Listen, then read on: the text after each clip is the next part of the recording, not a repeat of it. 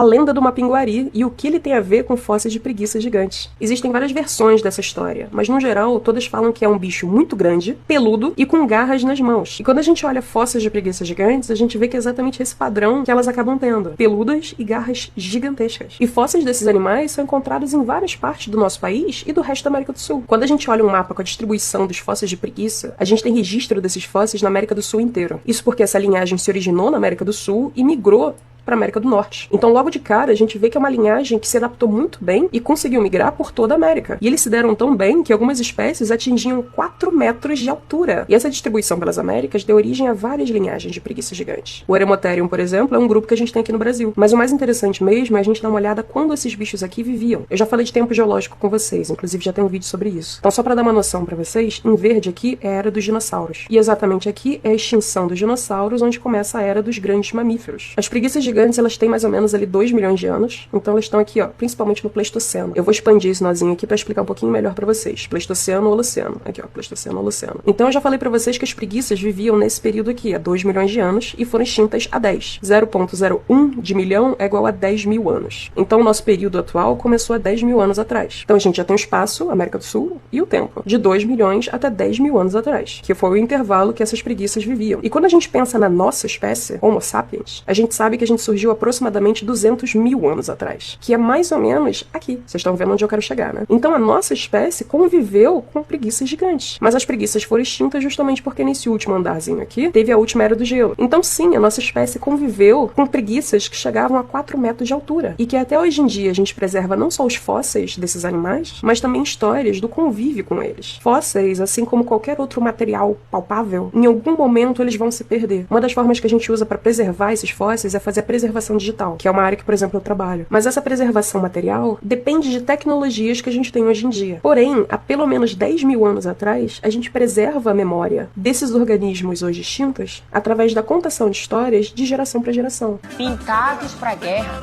declaram combate ao Mapinguari. O que é Pinguari? Mapinguari? É um grande monstro do folclore amazônico, que ele assombra as aldeias, ele tem um olho na testa só e uma boca no estômago. Nossos ancestrais já sabiam da existência desses animais muito antes da paleontologia ser criada. A contação de histórias é a forma mais antiga de preservar memória e cultura. Ela já era feita pelos nossos ancestrais há milhares de anos atrás e continua sendo feita até hoje em povos indígenas, que mantém viva não só a memória, mas a cultura imaterial do nosso país. Então, a próxima vez que você contar uma história de algo ou alguém, lembra que você está mantendo não só a memória, mas a cultura viva e passando assim para as próximas gerações.